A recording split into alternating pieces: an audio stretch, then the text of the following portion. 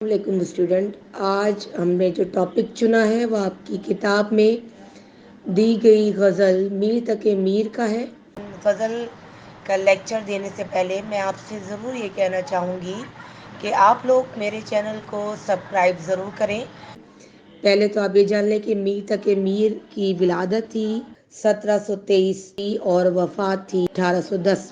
اب اس غزل کی فرہنگ کی طرف چلتے ہیں۔ فرہنگ یعنی مشکل الفاظ، بن، بغیر، صدا، آواز، بے خود، خود سے بے خبر، عہد، وعدہ، جبیں، پیشانی یا ماتھا، فقیرانہ، فقیروں کی طرح، جدا، الگ یا علیحدہ، حق بندگی، بندگی کا حق۔ اب ہم چلتے ہیں میر تقی میر کی غزل میں جو ایم سی کیوز بن سکتے ہیں ان کی طرف۔ پہلا ہے میر کا سن ولادت ہے 1723، کریکٹ آنسر۔ دوسرا ہے میر کا سن وفات ہے، وہ ہے 1810۔ پھر تیسرا ہے میر کی غزلوں کی نمایاں خصوصیات ہے، اس کا صحیح جواب ہے رنج و غم۔ چوتھا ہے اس غزل میں میاں کا لفظ استعمال ہوا ہے، تو وہ لفظ ہوا ہے استعمال بچوں کے لیے۔ پھر آگے چلتے ہیں، کسی ایک چیز کو دوسری چیز کی مانند قرار دینا کہلاتا ہے، وہ ہے صحیح تشبیہ۔ چھٹا ہے مطلع کسی بھی غزل کا کہلاتا ہے۔ ہمیشہ یاد رکھیے پہلا شعر میر کا تعلق تھا دبستان، اور یہ جواب ہے لکھنؤ سے۔ آٹھواں ہے خدائے سخن اور شہنشاہ تغیل کا لقب ملا، صحیح جواب میر کو۔ میر کی غزلوں میں عنصر شامل ہے، جواب ہے درد و غم۔ میر کے دیوان ہیں 6۔ جبیں سجدہ کرتے ہی کرتے گئی، یہ مصرع ہے غزل کا، میر تک میر آنسر ہے۔ دوسرا ہے دیوان سے مراد ہے کہ جس کتاب میں شاعر کی تمام شاعری ہو، یہ کریکٹ آنسر ہے۔ میر کی سواہن حیات لکھی خود میر نے، جواب ہے۔ اور اگلا ہے وہ شعر جس میں شاعر اپنا تخلص استعمال کرے کہلاتا ہے مقطع۔ اگلا ہے غزل کس زبان کا لفظ ہے، تو جواب ہے عربی۔ اور لاسٹ ہے اردو ادب میں غزل آئی فارسی ادب سے۔ اگلا ہے تعارف میر۔ اچھا، اس تعارف کو انہوں نے چار حصوں میں ڈیوائڈ کیا ہے، آپ چاہیں تو شارٹ کر کے بھی لکھ سکتے ہیں، آپ چاہیں تو اسی طرح ہیڈنگ ڈال کے بھی سکتے ہیں۔ میں پڑھ رہی ہوں، آپ سن لیجئے۔ پہلا ہے ہیڈنگ تعارف۔ میر تقی میر کا اصل نام میر محمد تقی تھا، جبکہ تخلص میر تھا۔ تعلیم و تربیت والد محترم سید عبداللہ عرف علی متقی کے دوست سید امان اللہ شاہ کے زیر اثر ہوئی، جو کہ ایک صوفی بزرگ تھے۔ یہی وجہ ہے کہ آپ کی طبیعت میں بچپن ہی سے شان درویشی اور قناعت پیدا ہو گئی۔ دوسری ہیڈنگ ہے حالات زندگی۔ میر تقی میر کے حالات زندگی پہ نظر ڈالیں تو ان کا بچپن انتہائی قسم پرسی میں گزرا۔ کم عمری ہی میں والد محترم کا انتقال ہو گیا، جو کہ ایک بہت بڑا سانحہ تھا۔ والد کے انتقال کے بعد سوتیلے بھائی نے جائیداد پر قبضہ کر لیا۔ روزگار کی تلاش میں آپ دہلی آ گئے، یہاں سراج الدین آرزو کے شاگرد ہوئے۔ دہلی کے حالات جب بہت زیادہ خراب ہو گئے تو لکھنؤ میں نواب آصف الدولہ کے پاس آ گئے۔ انہوں نے میر کی بڑی قدر کی اور ان کے لیے ماہانہ وظیفہ مقرر کر دیا۔ خصوصیات کلام۔ تیسری ہیڈنگ میر کی شاعری میں انسانی جذبات، درد و غم، خودداری، قناعت اور دنیا کی حقیقت پائی جاتی ہے۔ میر کی شاعری درد و غم کی ایک ایسی داستان ہے جس میں زندگی کی ناکامیوں اور تلخیوں کا ہر رنگ نمایاں نظر آتا ہے۔ اچھوتے الفاظ کے استعمال نے میر کی شاعری میں ایسی جان ڈال دی ہے کہ قاری کو اپنے ہی دل کی آواز معلوم ہوتی ہے۔ میر کا یہ شعر ان کی زندگی کی بہترین عکاسی کرتا ہے۔ ہم کو شاعر نہ کہو میر کے صاحب، ہم نے درد و غم کتنے کیے جمع تو دیواں کیا۔ عدمی خدمات۔ شہنشاہ غزل اور خدائے سخن کے لقب نے میر کو عظمت اور بلندی کے جس مرتبے پر فائز کر دیا، وہ بہت کم شعراء کو نصیب ہوتا ہے۔ آپ کے علمی سرمایے میں 6 دیوان، اردو شعراء کا ایک تذکرہ، معتد مثنویاں، مرثیے، ایک سوانح حیات اور ایک فارسی دیوان شامل ہے۔ انتقال۔ اگلی ہیڈنگ ہے حالات نے ان کی طبیعت میں جنون کی کیفیت پیدا کر دی۔ آخری عمر میں بیمار ہوئے اور 88 یا 89 سال کی عمر میں سن 1810 میں لکھنؤ میں انتقال ہوا۔ اب ہم ان کے شعر کی طرف چلتے ہیں۔ غزل کا پہلا شعر ہے فقیرانہ آئے صدا کر چلے، میاں خوش رہو ہم دعا کر چلے۔ اس میں حوالہ اور تعارف شاعر اب آپ کو میں پڑھ رہی ہوں، پہلے دیکھ لیجئے۔ حوالہ: منتزہ بالا شیر میر تقی میر کی غزل کا مطلع ہے اور مطلع کے معنی نکلنے کی جگہ کے ہیں، اور لیکن اردو ادب میں مطلع کلام کے اس شعر کو کہتے ہیں جس سے شاعر نے بات شروع کی ہو۔ اگر میں یہ کہوں کہ یہ مطلع پہلے شعر کو کہتے ہیں تو یہ آپ کے لیے زیادہ آسان ہوگا۔ اگلی ہیڈنگ ہے تعارف شاعر۔ میر تقی میر کا اصل نام میر تقی میر محمد تقی تھا۔ سید ہونے کے ناطے احتراماً میر کہلائے۔ اپنے لیے تخلص بھی میر منتخب کیا۔ آگرہ میں پیدا ہوئے۔ والد کے دوست سید امان اللہ شاہ سے تربیت پائی، اس لیے بچپن سے درویشی آئی۔ والد کے انتقال کے بعد سوتیلے بھائی کی بدسلوکی دہلی لے آئی۔ بچپن ہی سے شاعری کا شوق ہوا، لیکن یہ شاعری دکھوں اور مصیبتوں کی بدولت شروع ہوئی۔ اپنے بارے میں خود کہتے ہیں، مجھ کو شاعر نہ کہو میر کہ صاحب میں نے درد و غم کتنے جمع کیے تو دیواں کیا۔ ان کی عظمت غالب، آرزو، سودا، ذوق اور حسرت موہانی نے بھی تسلیم کی۔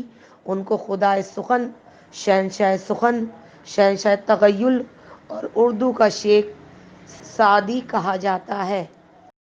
اب اس کی تشریح کی طرف چلتے ہیں۔ شاعر نے اپنے آپ کو اس شعر میں فقیر کہا ہے۔ فقیر سے مراد وہ نہیں جو جگہ جگہ لوگوں سے سوال کرتا پھرتا ہے، بلکہ فقیر تو وہ ہے جو اللہ کی محبت میں اس قدر کھو جاتا ہے کہ اس کے سوا کسی کو نہیں سوچتا۔ قناعت اس کا لباس ہوتا ہے جو سچی نصیحت کرتا ہے۔ میر کا کہنا ہے، میں تو یہ آواز لگا رہا ہوں کہ اللہ تم کو خوش رکھے، یہی میری دعا ہے۔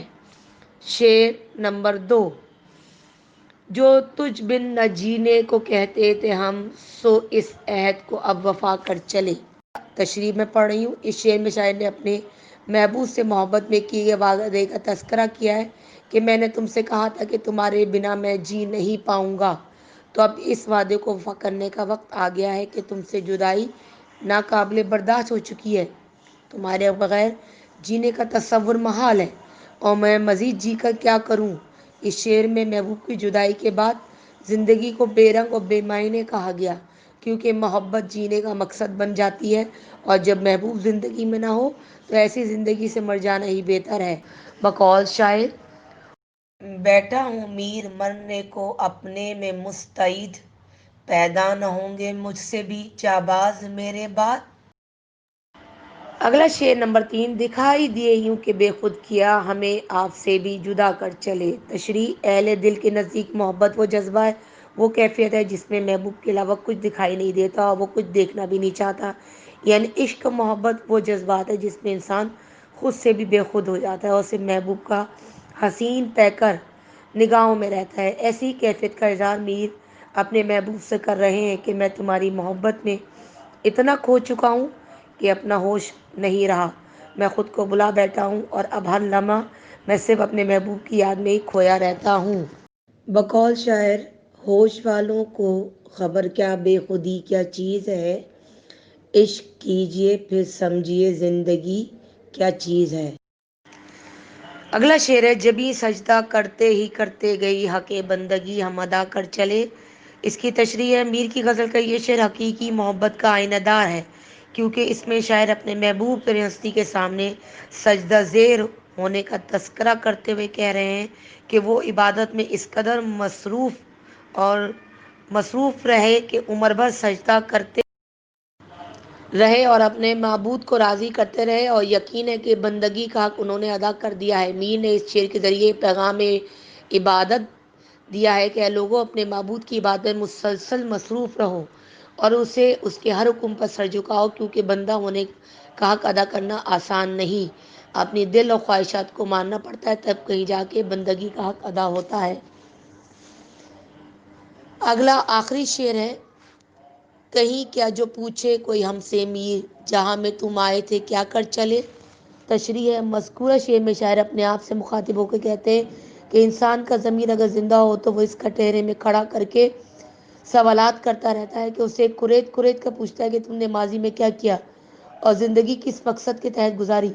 میر نے اپنی بات اس انداز سے کہی ہے کہ اگر کسی نے مجھ سے دنیا میں آنے کے بعد دنیا کی زندگی کس مقصد کے تحت گزارنے کا سوال کر لیا تو میں کیا جواب دوں گا۔ یہ احساس انہیں پریشان کر رہا ہے کہ کیا جواب دوں، کیونکہ میری زندگی تو اللہ کے خلیفہ ہونے کے ناطے پاکیزہ نہیں گزری اور نہ ہی میں نے کوئی قابل فخر کام کیا ہے۔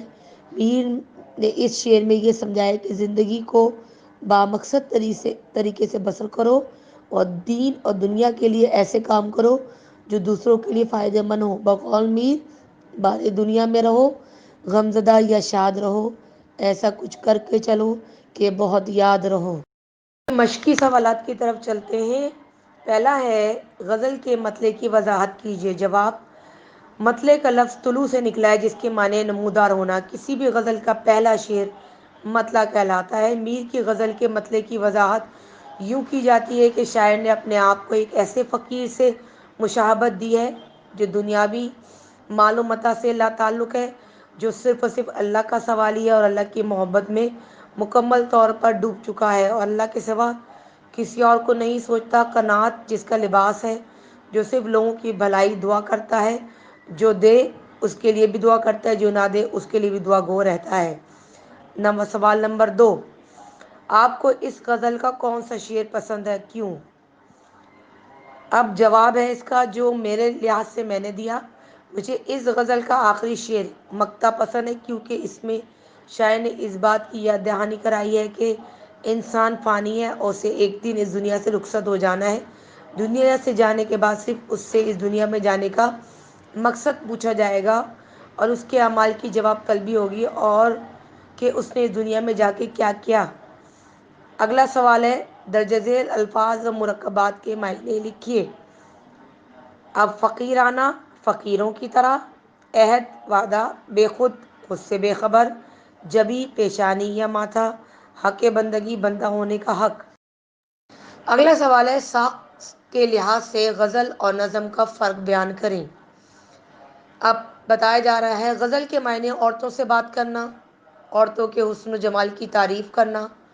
غزل ساخت کے اعتبار سے دو مصرعوں کے شعر پر مبنی ہوتی ہے۔ شروع میں غزل صرف عشق و محبت، حسن و جمال کے لیے استعمال ہوتی رہی، لیکن وقت کے ساتھ ساتھ غزل کا دامن وسیع ہوتا گیا۔ اب اس میں مختلف موضوعات بیان کیے جا رہے ہیں۔ غزل میں کم سے کم 4 اور زیادہ سے زیادہ 12 اشعار ہو سکتے ہیں۔ غزل کا سب سے خوبصورت شعر شاہ غزل یا بیت الغزل کہلاتا ہے۔ دوسرا ہے نظم کے معنی پرونا ہے یا نظم میں کسی ایک ہی موضوع پر بات ہوتی ہے جس میں ایک ہی مرکزی خیال ہو اور اس میں موضوع کی کوئی قید نہیں۔ نظم المنبع، زرمیہ یا کسی بھی خیال کو مسلسل بیان کرنے کے لیے ہو سکتی ہے۔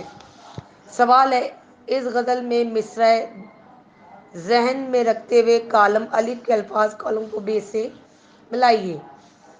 دکھائی دیے یوں۔ جواب ہے بالکل صحیح کہ بے خود کیا۔ جہاں میں تم آئے تھے کیا کر چلے، کریکٹ آنسر لکھا ہوا آگے۔ فقیرانہ آئے صدا کر چلے، میاں خوش رہو دعا کر چلے۔ اگلا سوال ہے صحیح کے پر نشان لگانے کا۔ اس غزل میں لفظ میاں کا استعمال ہوا ہے بچوں کے لیے۔ میر کے کلام کی نمایاں خصوصیات ہے درد و غم۔ غزل میں شاعر نے بات کی ہے حق بندگی کی۔ کسی ایک چیز کو دوسری چیز کی مانند قرار دینا کہلاتا ہے تشبیہ۔